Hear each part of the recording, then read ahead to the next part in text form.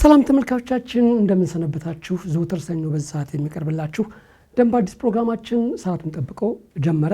እንግዲህ በደንብ አዲስ ፕሮግራማችን እንደሚታወቀው የተለያዩ ርዕሰ ጉዳዮችን እያነሳን በዚህ ስቱዲዮ እንዲሁም ደግሞ ከስቱዲዮ ወጣ እያልን የምናቀርበው ፕሮግራማችን ነው። ዛሬም እንግዲህ እንደተለመደው በዚህ ስቱዲዮ እንግዶችን ይዤላችሁ ቀርቤያለሁ። ተመልካቾች እናንተም ከኛ ጋር አብራችሁ ቆይታ እንድታደርጉ እጋብዛለሁ። ዛሬ እንድንወያይበት የመረጥነው ርዕሰ ጉዳይ ስነ ምግባርን በተመለከተ ይሆናል። እንግዲህ ስነ ምግባርን በተመለከተ በደንብ ማስከበር ባለስልጣን በምን መልኩ ይታያል? እንግዲህ በደንብ ማስከበር ባለስልጣን ውስጥ በጣም በርካታ የሆኑ ኦፊሰሮች አሉ። እንደው ከኦፊሰሮች ጋር በተገናኘ የስነ ምግባርን ጉዳይ በሰፊው እያነሳን ከእናንተ ጋር ቆይታ እናደርጋለን። ተመልካቾች እናንተም ከኛ ጋር ቆይታ እንድታደርጉ በድጋሚ ጋብዛለሁ። መልካም ቆይታ። እንግዶቻችን ጥሪያችን አክብራችሁ እዚህ ስቱዲዮም ስለተገኛችሁ በጣም አመሰግናለሁ። ዛሬ እንግዲህ እንድንወያይበት የመረጥነው ርዕሰ ጉዳይ ቀደም ሲል ለተመልካቾቻችንም ስናገር እንደነበረው የስነ ምግባርን ጉዳይ በተመለከተ አንስተን የምንወያይ ይሆናል። ራሳችሁን አስተዋውቁና ወደ ውይይታችን የምንቀጥል ይሆናል። እሺ ከርሶ ልጀምር። እሺ አመሰግናለሁ። ሰለሞን ይልማ እባላለሁ። የደንብ ማስከበር ባለስልጣን የሰው ሀብት አስተዳደር ዳይሬክተር። በጣም አመሰግናለሁ። እሺ አመሰግናለሁ። ኢዮብ ከበደ እባላለሁ። በደንብ ማስከበር ባለስልጣን የስነ ምግባርና ጸረ ሙስና ዳይሬክተር ነኝ።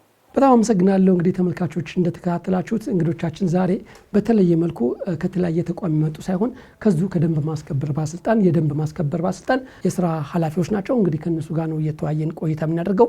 ውይይታችን እንጀምር። ቀደም ሲል ለተመልካቾቻችን እንደተናገርነው የስነ ምግባርን ጉዳይ ነው የምናነሳውና ደንብ ማስከበር ባለስልጣን ከራሱ ከማዕከል ካለው ሰራተኛ በተጨማሪ በክፍለ ከተማ እንዲሁም ደግሞ በወረዳ ደረጃ የሚሰሩ በርካታ የፓራሚሊተሪ ኦፊሰሮችም እንዳሉ ይታወቃልና ይሄ ሆነ ማለት በጣም በርካታ ሰዎች ይወጣሉ ይገባሉ፣ በርካታ ሰዎች የስራ ግንኙነት አለ ማለት ነውና በደንብ ማስከበር ተቋም የሰው ሀብት ላይ ሲሰሩ የሚያጋጥማችሁ ስነ ምግባር ላይ የሚታዩ የሚስተዋሉ ችግሮች ምንድናቸው?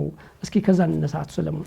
ያው ከ8000 በላይ ፓራሚሊተሪ ኦፊሰሮች አሉ በሶስቱም ያስተዳደር እርከን፣ በማዕከልም በክፍለ ከተማም በወረዳ። በዚህ ይህን ያህል ቁጥር ይዘህ እንግዲህ ያው በዚህ ጉዳይ ላይ በተለያየ መንገድ ያው ስልጠናዎችም ሲሰጡ እነዚህ ኦፊሰሮች እንደ ሌላው ሙያተኛ በቅጥር ቫካንሲ ወጥቶ ማስጠንቀቂያ ወጥቶ ተወዳድረው የሚቀጠሩ አይደሉም።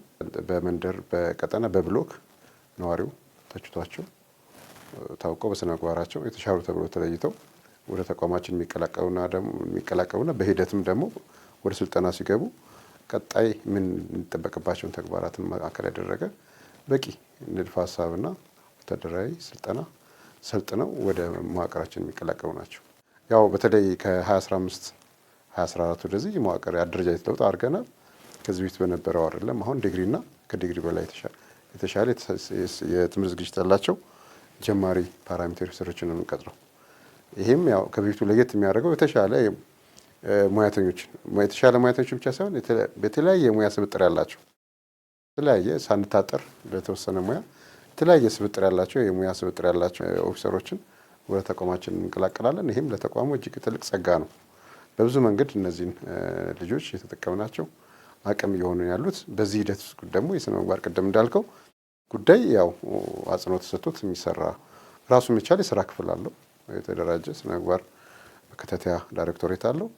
ይህም ስነ ምግባር መከታተያ ዳይሬክቶሬት ያው ከሰው ሀብት ልማት ከሰው ሀብት ዳይሬክተር ጋር ከሌላም ተቋማት ጋር በጋራ ነው የምንሰራውና የስነ ምግባር ጉዳይ ያው ብዙ እዚህ ተቋም ላይ ቶሎሬት የሚደረግም አይደለም። ይህንንም ሊመጥን የሚችል በየአመቱ ተደጋጋሚ የንድፈ ሀሳብ የተግባር የተለያዩ ማሳያቸው የተደረጉ ስልጠናዎች ይሰጣሉ። የአዲስ አበባ ደንብ ማስከበር ባለስልጣንና በውስጡ የሚገኙ የተለያዩ ኦፊሰሮችም ጭምር ብዙ ስራዎችን ይሰራሉ። ነገር ግን ብዙ ሰራተኛ እንደመኖሩ መጠን ደግሞ ክፍተቶች ይስተዋላሉና ክፍተቶች አሉ ወይ? ክፍተቶች እስካሉ እነዛ ክፍተቶች ምንድናቸው የሚሉትን እስኪ ከዛን ብንነሳ። ጥያቄው ተገቢና ትክክለኛ ነው። ዋናው ትልቁ ነገር ማሰብ ያለብን የተቋሙ የስራ ባህሪ በአዋጅ የተሰጡት አዋጅ ቁጥር 84 2016 አንቀጽ 50 ላይ የተዘረዘሩ ተግባራት ስናይ የደንብ መተላለፍ መከላከል፣ መቆጣጠርና እርምጃ መውሰድ ነው። የደንብ መተላለፍ የሚፈጽመው አካል እርምጃ እንዳይወሰድበት የሚያደርገው እንቅስቃሴ መነሻው ከውጪ ይሆንና እዚህ ጋር ያለው አካል ደግሞ በትናንሽ ነገር እየታለለ ወደዚህ ችግር ይገባል። ስለዚህ መጀመሪያ ተቋሙ ቅድም አቶ ሰለሞን ሲገልጸው በማስታወቂያ የሚቀጠሩ አይደሉም።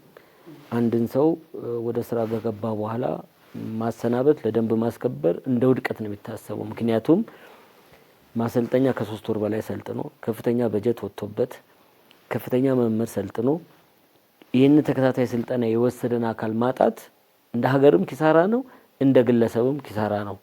እነዚህ ልጆች ሲሰለጥኑ ዝም ብሎ በንድፈ ሐሳብ ብቻ አይደለም፣ ብዙ ውጣ ውረዶች አይተው ነው የሚወጡትና ምንድነው እነዚህን ሰዎች ለብልሹ አሰራር ያጋለጣቸው? አንዳንዶቹ ተሻጋሪ ሐሳቦች አሉ፣ አንዳንዱ ትክክለኛ ጥፋት የነበረበት ሁልጊዜ የደም መተላለፍ ውጪ ሲወጣ እርምጃ ከመውሰድ ይልቅ ተደራድሮ የራስን ጥቅም እንጂ ለከተማው ወይንም ለሀገር ይጠቅማል ይጎዳል የሚሉ ነገሮች አልነበሩም። በዚህ ደረጃ የሚመራም አልነበረም። ኦፊሰሩ የተነሳበትን ዓላማ ይስታል፣ የተሰጠውን ግዳጅ ይስታል ማለት ነው። የመከላከሉ የመቆጣጠሩን ጠንካራ የሆነ ኦፊሰርም ጭምር ውጭ ያለው አካል ከጥቅሙ አንጻር ጎዳና ላይ ሲነግድ ለኛ ስራ ነው፣ ለግለሰቡ ግን አላስፈላጊ ጥቅም ነው። እንደ ከተማ አስተዳደር ውስጥ ታስበው ደግሞ ግብር ማግኘት የሚገባው የከተማ አስተዳደር እያገኘ አይደለም። ግብር ካገኘ ተመልሶ ለልማት ነው የሚውለው። እንደነዚህ አይነት ነገሮች ሂሳብ ውስጥ አይገቡም። የነበረው አስተሳሰብ ራሱ ያልተማረ ሰው የሚሰበሰብበት አድርጎ የሚገምት አካል አለ። ዴሊ ከህብረተሰቡ ጋር እዛ ጋር የኦፊሰሮቹን ውጣ ውረድ ስናይ ቀላል አይደለም። ትክክል ናቸው፣ ለከተማ አስተዳደር ለኛ ሲሉ ነው የሚሰራው የሚል ህዝብ አለ። ከዛ ውጪ ደግሞ ለምንድን ነው ሌላው ቢሰራ ለምን አትከለክሉም?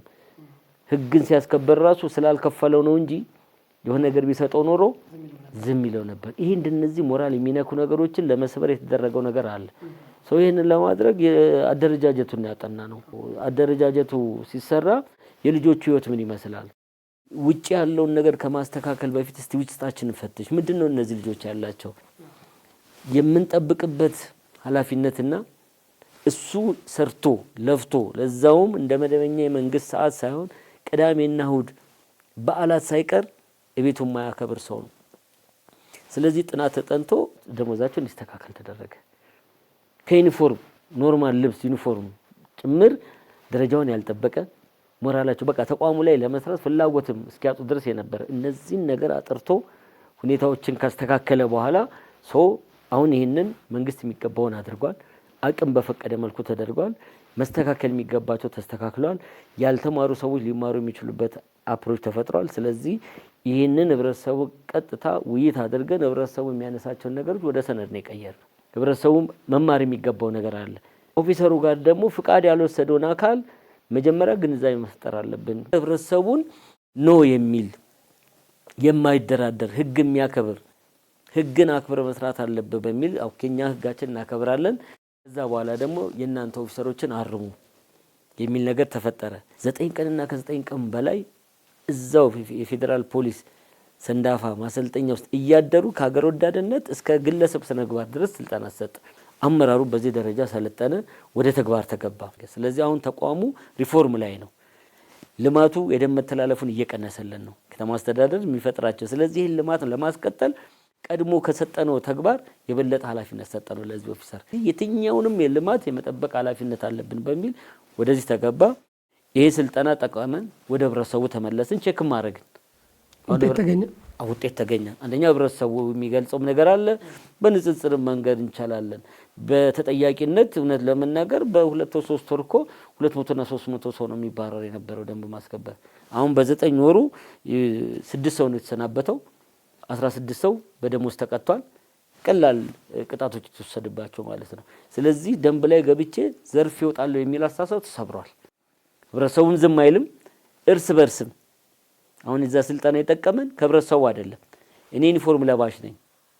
ስለዚህ እኔ ዩኒፎርም ለባሽ ስለሆንኩኝ በእኔ ስም አንተ እየተጠቀምክ አንድ ላይ ደንብ ማስከበር ኦፊሰር መባል አልፈልግም የሚል አስተሳሰብ ኦፊሰሮቹ ላይ አደረ። ንጹህ ሰዎች በፊትም ነበሩ፣ ግን ምንድነው ዝምታ ነበር የሚያበዙት። በአንተ ስም አንድ ሰው ባጠፋው ሁሉም 8000 ምናምን ሰው እየተነሳ ለምን ትታገሳለህ ነው በስልጠና ወቅት። በጣም ነው ስሜታቸው የተነካው። ስለዚህ እርስ በርስ መጠባበቅ መደጋገፍም መገማገም ያጋልጣሉ። መልካም ይሄ ነገር አለ። አቶ ሰለሞን ጋር ልምጣ። አቶ ዮብ በጣም አመሰግናለሁ። እመለሳለሁ። ለምሳሌ አንድ ወረዳ ላይ የምንሰማውኝ እኛ ቀደም ብለን ተቀጣሪዎች ነበርን፣ ረጅም ጊዜ አገልግለናል። የመጀመሪያ ዙር ነው። አሁን 6ኛ ዙሩን ጨርሷል ደንብ ማስከበር።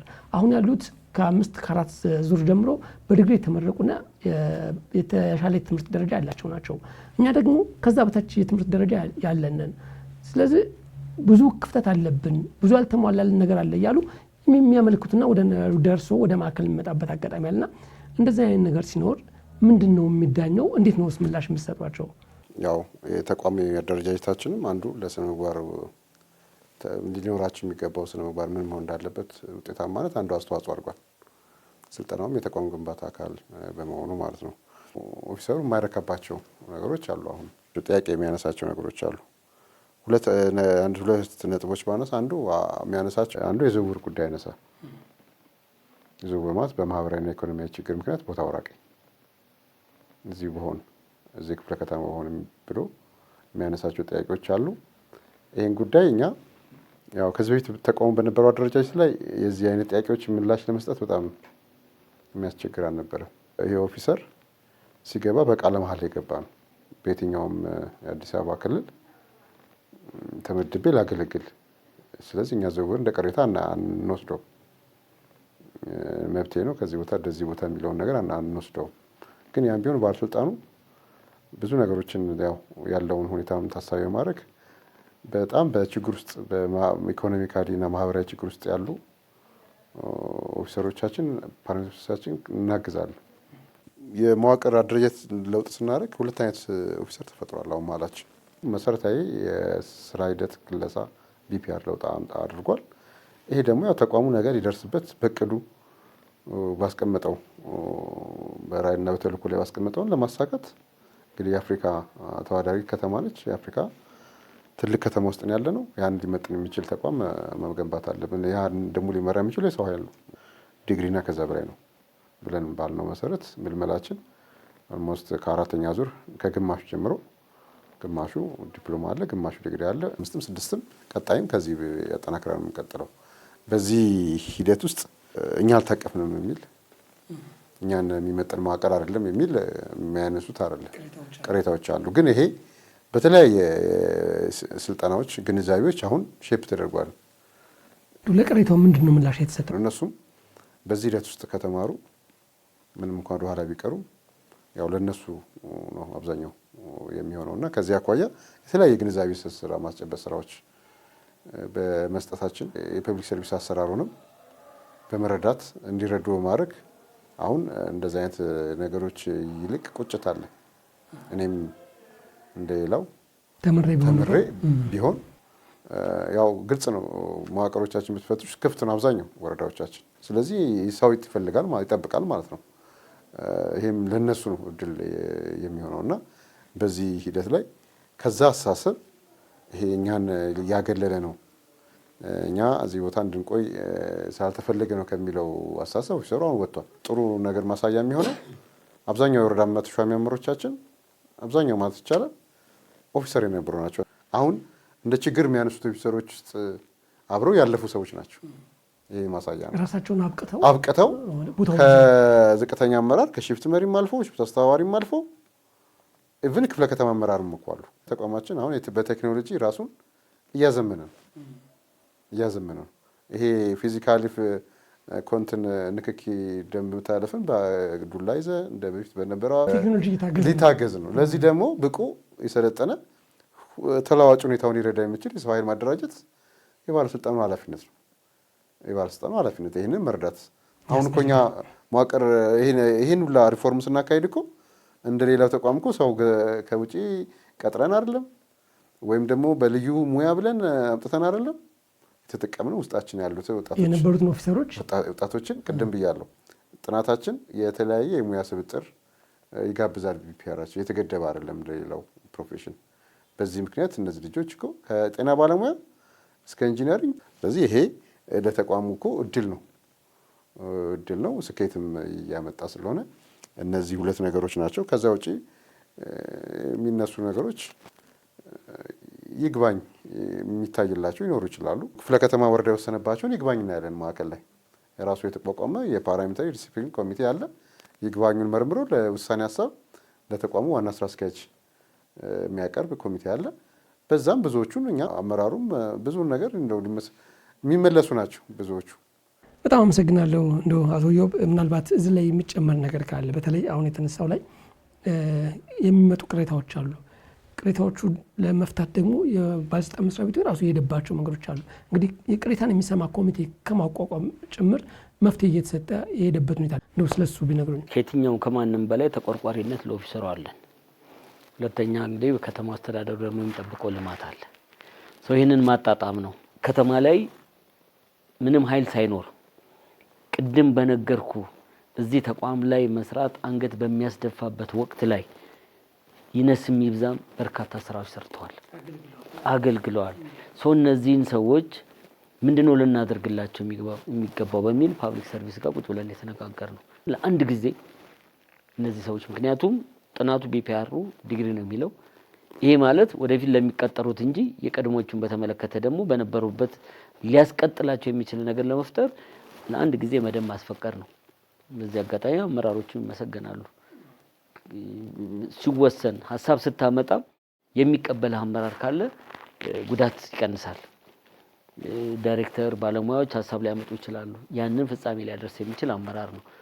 ይህንን አመራር ጋር ቁጭ ብለን ተግባባን። ከፓብሊክ ጋር ቁጭ ብለን ከተነጋገርን በኋላ ለነዚህ ልጆች ለአንድ ጊዜ እድል ይሰጣቸው ነው። በራሳቸው ጥረት አሁንም ትምህርት እየተማሩ አሉ። በቃ አወቀ የት እንደሚደርስ አይቷል። ዝም ብሎ ዲግሪ ያለው ስለገባን ብቻ እየበለጠው ነው ማለት አይደለም። የሱ አገልግሎት አለ።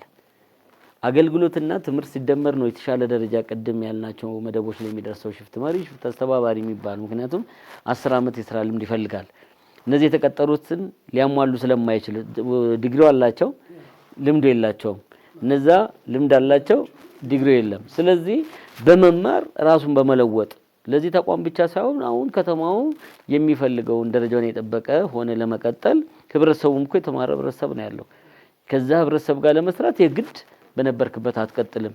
ደንብ ማስከበር ማለት እኮ ለከተማው የጀርባ አጥንት ሆኗል። 9 የደንብ መተላለፎች እንደ አንድ ተጨፍልቆ አንድ ተግባር ናቸው። ከዛ ውጪ በርካታ ስራዎች ሊሰራ የሚችል ዕውቀትን መሰረት አድርጎ በዚህ ላይ መተማመን ነው። ቀደም ሰለሞን እንዳለው ከባለቤቱ ጋር ውይይት ማድረግ ነው። ኦፊሰሮች ጋር በጣም ሰፊ ውይይት አድርገናል። አስተሳሰባቸው እንዲስተካከል ተደርጓል። ስለዚህ ይሄን የሚያደርገው ተቋሙ ነው። እዚሁም ጨምረው ጥሩ የሚሆነው ከዚህም አልፎ መንግስት ከአዲስ አበባ ከተማ አስተዳደር ፐብሊክ ሰርቪስ ልማት ቢሮ ጋር ተነጋግረን ኦፊሰሮቻችን ይሄ ችግር ነው ያለባቸው፣ ለአንድ ጊዜ ሲመደቡ ካሻሻሉ ቀጥታ ወደ መደቡ ይገቡና ይሄኛው ይጠፋል ነው አሰራራችን። ትምህርት ድል ፍጠሩልን ብለን ማለት ዘንድሮ በጣም እንደሚገርመው ሁኔታ አዲስ አበባ ፐብሊክ ሰርቪስ ልማት ቢሮ ሲቪል ሰርቪስ ዩኒቨርሲቲ ለዲግሪ መርሃ ግብር በእናንተ መጀመሪያ እድል የሰጠው ለኛ ነው። ይሄንንም ኦፊሰሩ እንግዲህ በዚህ በኩል ችግር አለብኝ አልተሟላለኝ ይላል። በማስታወቂያው ታች ሁሉም ጋር 119 ወረዳ ወርደ እንዲመዘገቡ በተፈለገው ክራይቴሪያ መሰረት መልምለን ወደ 38 ሰዎች ያሟሉት 100% የቀን ትምህርታቸውን ስራቸውን አመቻችተን ይሄ ትልቅ የትምህርት እድል ፈጥረናል። ደንብ ማስከበር ባለስልጣን በተለይ በስልጠና በመስጠትም ትምህርት በመስጠትም በቴክኖሎጂ በመጠቀምም በተለይ ትናንትና ይወራበት የነበረውን እየቀነሰ የመጣበት ሁኔታ አለ። አሁንም ግን ዜሮ ነው ማለት ግን አይቻልም። አሁንም በአንድ ሰው በሁለት ሰው ስሙ የሚጠፋባቸው አጋጣሚዎች የሚስተዋሉባቸው ጊዜያቶች አሉ። እንደው ምንድነው መደረግ ያለበት? ለራሱ ለኦፊሰሩስ ምንድነው ማለት የሚቻለው?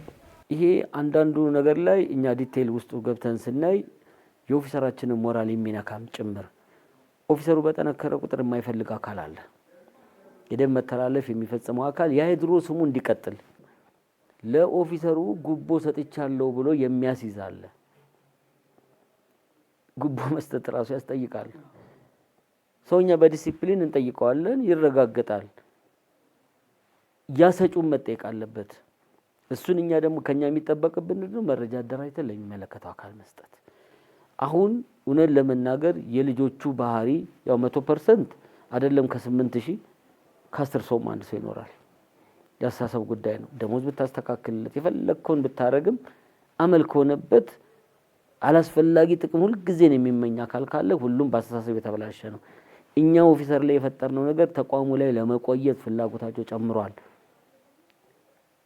እውነት ለመናገር ያለ ትርፍ ሰዓት ክፍያ ሽፍት አጥፈ ሳምንት ታሰራዋለ። ደስ ብሎት ወንበር ላይ ቢሮ ተኝቶ ያድራል።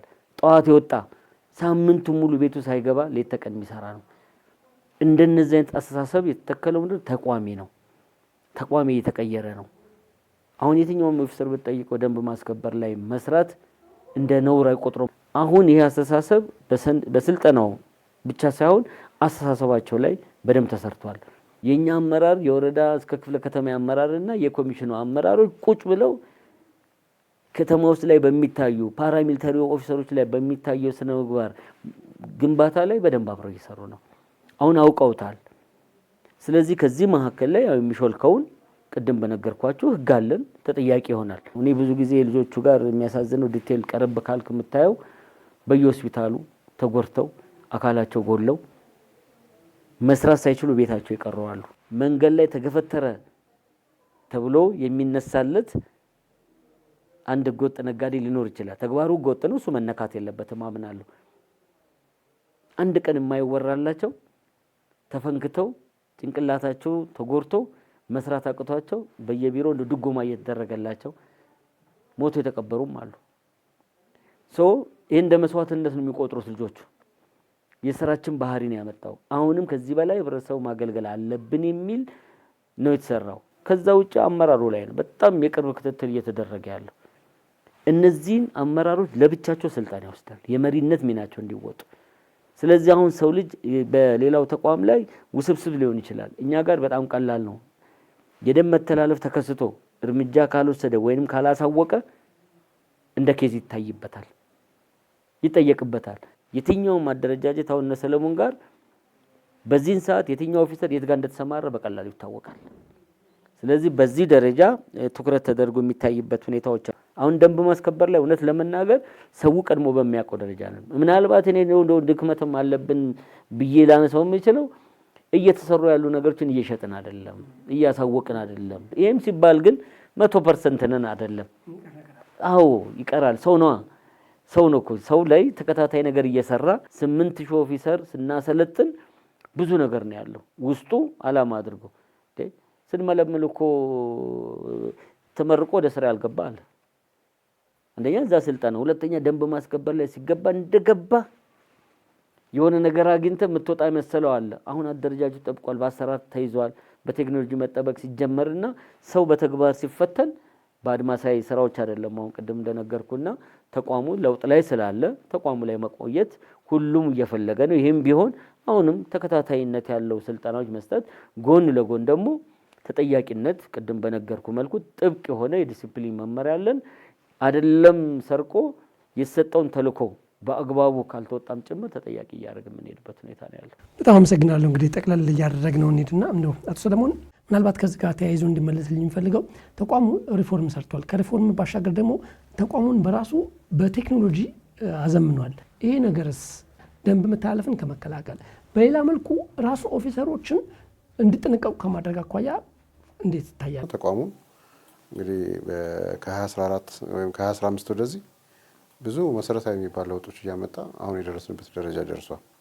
እንግዲህ በሂደት ሊሆንልኝ ይገባል ብሎ በቅድ የያዛቸው ስትራቴጂክ አመራሩ የያዛቸው ተቋሙ ሊታጠቃቸው ይገባል።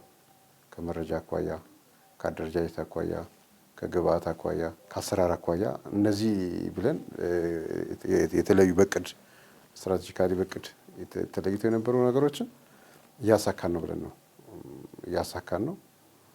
ብለን ነው። አንዱ ከዚህ ውስጥ ዛሬ እኮ እዚህ ተቋም ላይ የቴክኖሎጂ ጉዳይ ለነገ የምትለው ጉዳይ አይደለም። ህብረተሰቡ አንዱ የሚተቸን በነበረው ሁኔታ አሁንም ደንብ መተላለፉን ቅድም አቶ ዮም ብለዋል። ልማቱ ኮሪደር ልማቱ ከተማችን ውስጥ የተሰራው ኮሪደር ልማት ጥበቃም ይፈልጋል።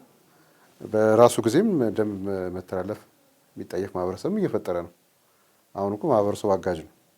ደስቲቢን አካባቢ ይፈልጉ ካልሆነ አይጥልም። በቃ ራሱ አይጥልም። ራሱ ሁኔታው ራሱ ገፊ በቃ ከዚህ ሁኔታ እንድትወጣ የሚያደርግ ነው።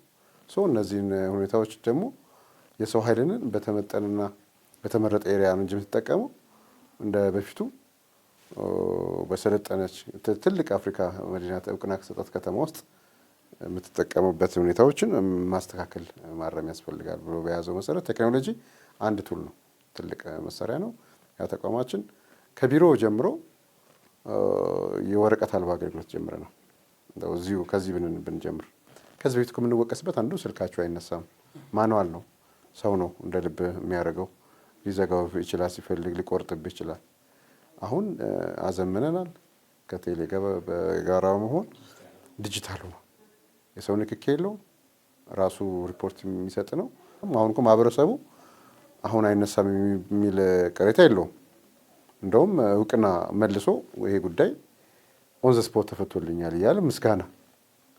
ይሄ ትልቅ የስትራቴጂክ አመራር ቁርጠኝነት የታየበት ተግባር ነው። ክብርት ከንቲባችንም ቢሮአችንን ሲጎበኙ በጣም አበረታተውን እውቅና ሰጥተውን ሄዱት። ይሄ ነገር ነገም በዚህ አይቆም ብለን እንላለን። ለዚህ ማጋራችን የተለያዩ ተቋማት አሉ። በተለይ ኢኖቬሽን ቴክኖሎጂ ልማት ቢሮ የማይተካ ሚና ነው የነበረው በዚህ ሂደት ውስጥ። በሂደት ደግሞ የቴክኖሎጂ ተለዋዋጭ ነው። ነገ ኤአይ ቴክኖሎጂዎችን ወዘተ ሌሎቹንም እንደዚሁ የታጠቅን የበለጠ የተሰጠንን ተልዕኮ ወይም እናሳካበት እድል እንፈጥራለን። ማህበረሰቡ አሁንም ተባብረው ከደንብ ማስከበር ኦፊሰሩ ከማዕከሉ ጋር ከባለስልጣን መስሪያ ቤቱ ጋር ማገዝ አለበት። ምክንያቱም ደንብ ማስከበር ኦፊሰሩ እየሰራ ያለው ለከተማ እድገት፣ ለከተማ ብልጽግና፣ ለከተማ ውበትና ጽዳት ጭምር ነው። የሚሰሩት ስራ ተደንቆ ተመስግኖ ሊቀጥል ይገባዋል። ለዚህ ደግሞ የአንድ አካል ብቻ ሩጫ ሳይሆን የህብረተሰቡ እገዛ ያስፈልጋልና በዚህ ላይ ምን ይላሉ? ከተማዋ ደረጃዋን ጠብቃ እንድትቀጥል ለማድረግ ከደንብ ማስከበር የሚጠብቀው ነገር አለ። መቅጣት ግብ አይደለም፣ መውረስ ግብ አይደለም፣ ማፍረስ የመሳሰሉ ነገሮች አሁን ግብ አይደሉም።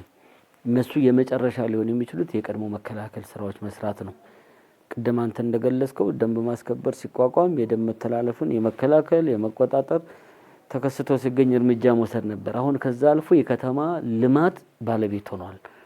ከተማዋን በየትኛውም ደረጃዋን ጠብቃ እንድትቀጥል ደንብ ማስከበር የማይነካው ስራ የለም። አሁን ከደንብ ማስከበር ጋር መስራት የማይፈልግ ተቋም የለም። ስለዚህ ይህንን ወደ ህብረተሰቡ ማውረድ ያስፈልጋል።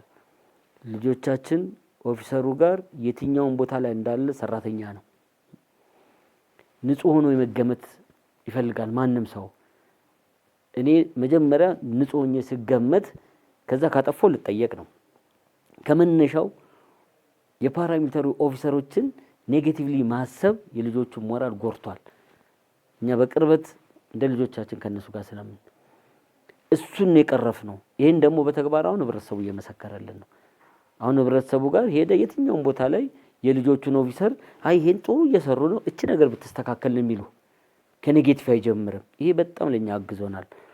ስለዚህ እኛ ደግሞ ዝም ብሎ በተገኙ ውጤቶች መኮራራት ሳይሆን አሁንም ቻሌንጅ ነው።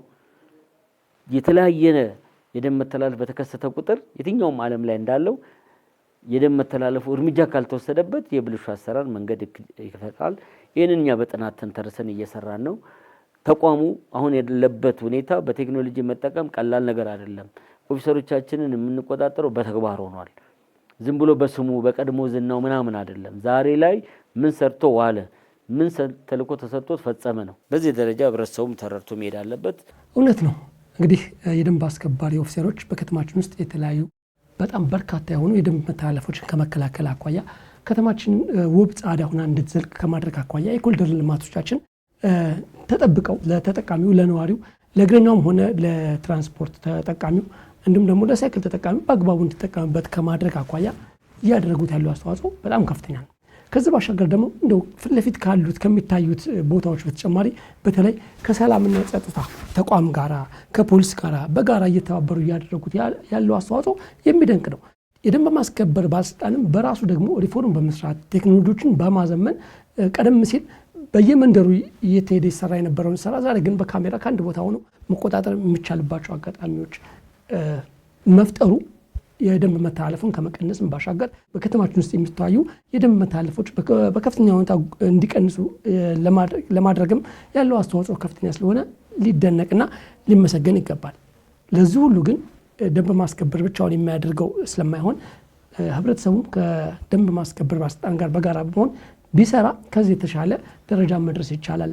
ከተማችንም የአፍሪካ መዲና የዓለም መዳረሻ የቱሪስት መስህብ ሆና እንድትዘልቅ ለማድረግ ያለው አስተዋጽኦ ከፍተኛ ነውና ለህብረተሰቡ የምናስተላልፈው መልእክት ከደንብ ማስከበር ኦፊሰሮች ከባለስልጣን ተቋሙ ጋር በጋራ ሆነን ልናግዛቸው ይገባል የሚለውን መልእክታችንን በዙ አጋጣሚ ማስተላለፍ እንፈልጋለን።